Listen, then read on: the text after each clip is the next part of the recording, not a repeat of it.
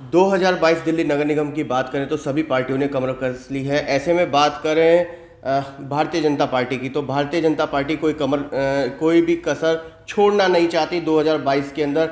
हालांकि आम आदमी पार्टी ने पूरी तौर तरीके से भारतीय जनता पार्टी के लगभग 15 सालों के कार्यों को लेकर के घेर लिया है। हमारे बीच में विस्तारक केपी त्यागी जी हैं, इनसे बात कर लेते हैं। त्यागी जी, भारत टीवी के इस कार्यक्रम के प्रायोजक हैं येलो ग्रीन।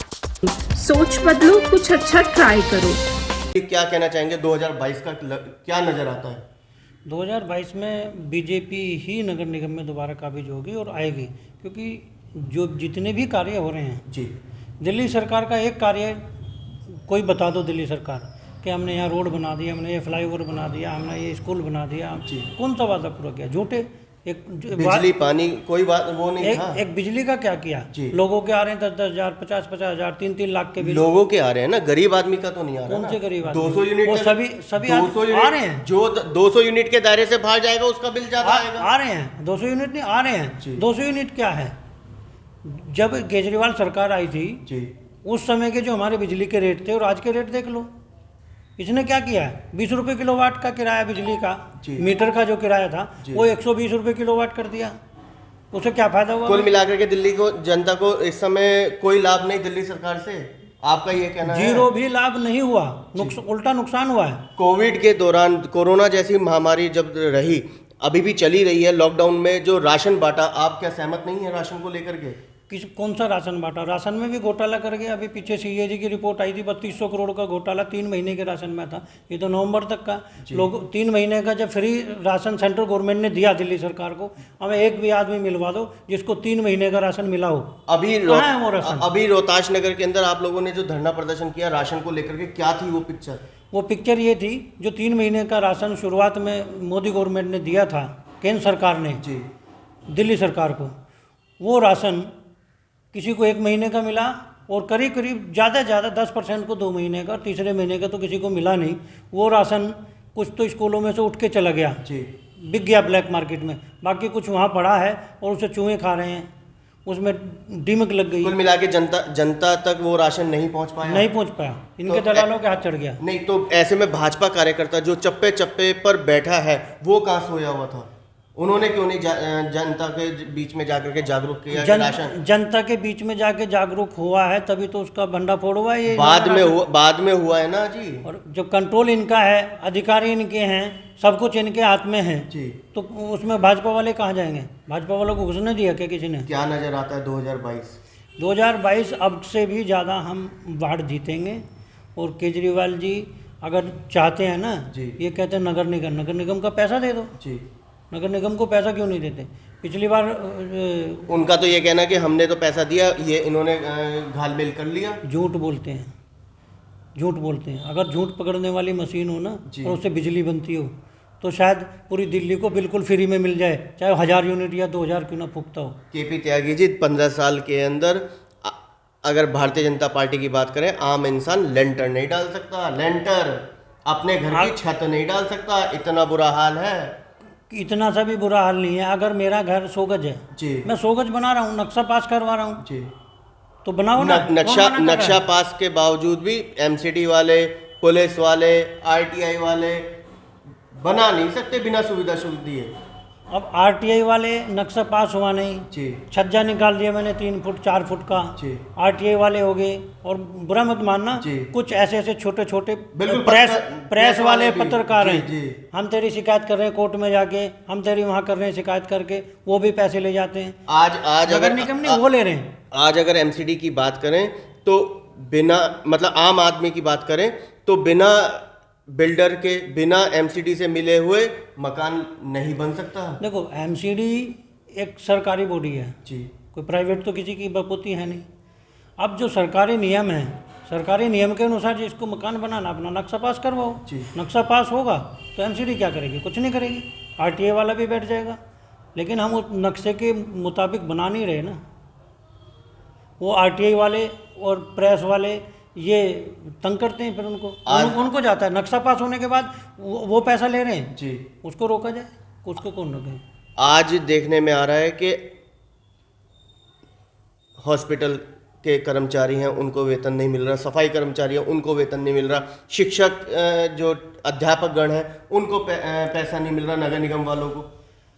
नगर निगम वालों को जितना पैसा नगर निगम पे है, जो इनको आ रहा है उसको ये दे रहे हैं, ऐसा नहीं है कि नहीं मिल रहा, मिल रहा है, लेट मिल रहा है, जो इन्हें मिल रहा है थोड़ा बहुत उसे देते हैं। लेकिन दिल्ली सरकार का इतना बजट है, दिल्ली सरकार के जो टीचर हैं उनको नहीं मिल रहा।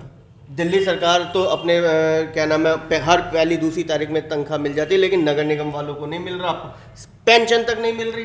भाई साहब, नगर निगम को पैसा कौन देगा?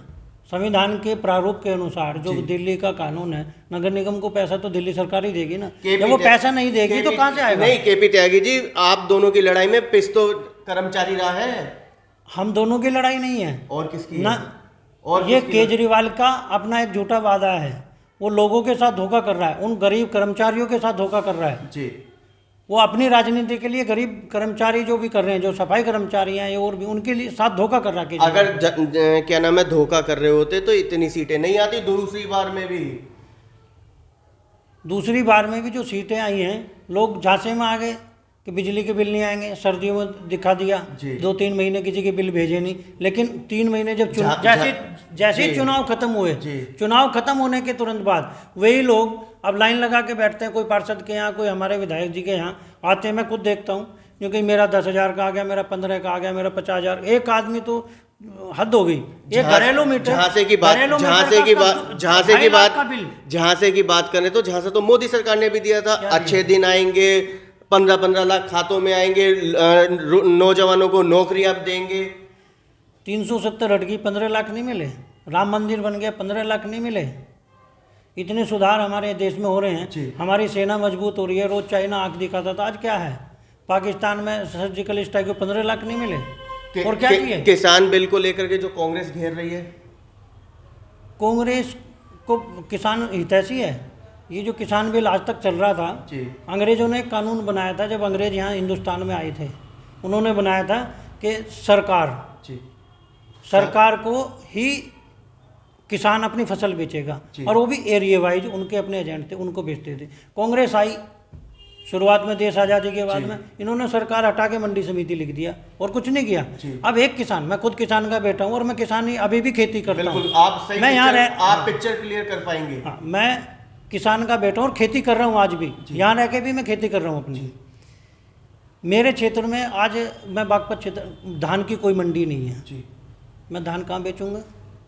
जबकि पुराने कानून में ये है कि आप अपने क्षेत्र में ही बेच सकते हो।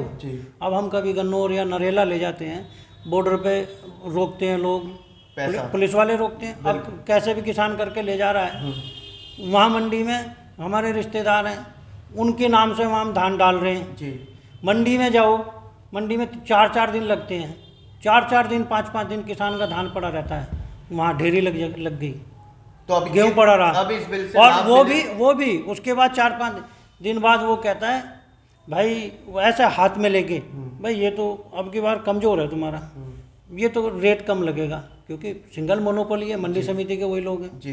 अब वहाँ कर दिया, बाकी जब तोल करेंगे उनके कांटे में भी फर्क है। वो 20 कुंटल में जो 18 कुंटल 2 कुंटल मार देंगे। यहाँ तक कि जब किसान को पैसा मिलता है ना, वो 20 कुंटल में से 15 कुंटल का ही मिल रहा था। तो ये जो कांग्रेस विरोध कर रही है, कांग्रेस जो विरोध कर रही है, अभी तक जितने भी मंडी समिति में लोग बैठे हुए, ये कांग्रेस या एनसीपी, और मैं तो अकाली को भी कहूँगा, अकाली, इन्हीं के लोग बैठे हुए थे। इन लोगों की कमाई जो थी ना मंडी समिति से, इनकी कमाई बंद होगी, ये बिल आ रहे हैं, किसान नहीं बिल आ रहे हैं, किसानों के लिए फायदा। और बता दो, किसानों की कमाई बंद नहीं हुई, ये जो मंडी समिति में दलाल बैठे हुए कांग्रेस के, इनकी कमाई बंद होगी इस कानून से, इसलिए ये बिल आ रहे हैं, इसलिए प्रदर्शन कर रहे हैं। किसान खुश है इस बिल से? किसान खुश है, किसान अपनी फसल।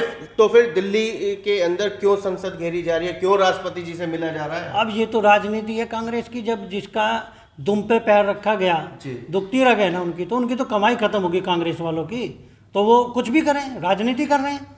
नहीं तो कांग्रेस के यही बिल पिछली 2-3 योजनाओं से कांग्रेस के मैनिफेस्टो में है नहीं है,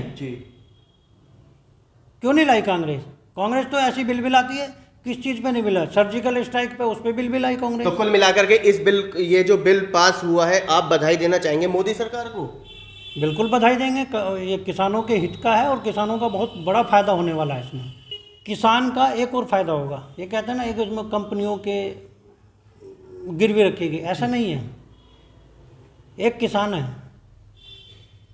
उसने बो दिया टमाटर, अभी 2 महीने पहले टमाटर किसानों ने खेत में जोता है। बिल्कुल। अगर किसी कंपनी से करार होता, अब नए बिल में ऐसा है, पहले लीगली नहीं था, वो कंपनी ने करार कर लिया भाई 10 रुपये किलो मेरा रहा, पहले ही बुक हो गया। पहले ही बुक हो गया। वो जब उसने बोया, कंपनी ने ही बुआया उसको, वो 10 रुपये किलो वो कंपनी लेगी ना, किसान को जोतने की जरूरत नहीं पड़ेगी।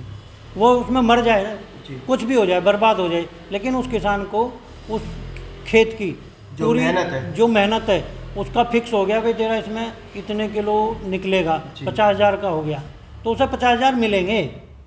और पहले वो जोत रहा था उसको। एक बात पूछना जनता के मन में भी सवाल है, आखिरकार मोदी सरकार प्राइवेटाइजेशन पर क्यों ज़्यादा जोर दे रही है? सरकारी महकमा क्यों ख़त्म कर रही है? प्राइवेटाइजेशन पे बढ़ावा नहीं दे रही ज़्यादा। जो चीज़ें हमारी काम नहीं हो रही, काम कहाँ हो रहा, कहाँ तरक्की हो रही, उनको अगर बढ़ाने के लिए गवर्नमेंट के अंडर ही रहेगी। सरकारी महकमा ख़त्म करे जा रहे कोई हैं। सरकारी में अब एक उदाहरण देता हूँ मैं आपको। मेट्रो आई थी, मेट्रो क्या पूर्ण रूप से सरकारी भी नहीं है और पूर्ण रूप से प्राइवेट भी नहीं है। बिल्कुल ठीक। तो यही तो मेट्रो में कितना अच्छा काम हो रहा है। रेलवे भी कर दिया कितना, तो रेलवे का आज तक सुधार हुआ जी। वही ट्रेनें हैं पुरानी, वही लाइनें हैं। मोदी जी के आने के बाद कितनी नई ट्रेनें आई, वही स्ट्रक्चर कितना सुदृढ़ हुआ जी। लेकिन धीरे धीरे अब उसमें जाकर प्राइवेट ट्रेनें आएंगी, लोगों को सुविधा ज़्यादा मिलेगी। जो लोग टिकट कंफर्म नहीं होते, परेशान होते रहते हैं, तो वो सब खत्म हो जाएगा। तो कुल मिला के प्राइवेटाइजेशन आपके हिसाब से सही है? मेरे हिसाब से सही है। सरकारी महकमा खत्म होना चाहिए? टोटल नहीं, अंडर गवर्नमेंट तो होना चाहिए। अंडर गवर्नमेंट होना चाहिए। अंडर गवर्नमेंट होना चाहिए।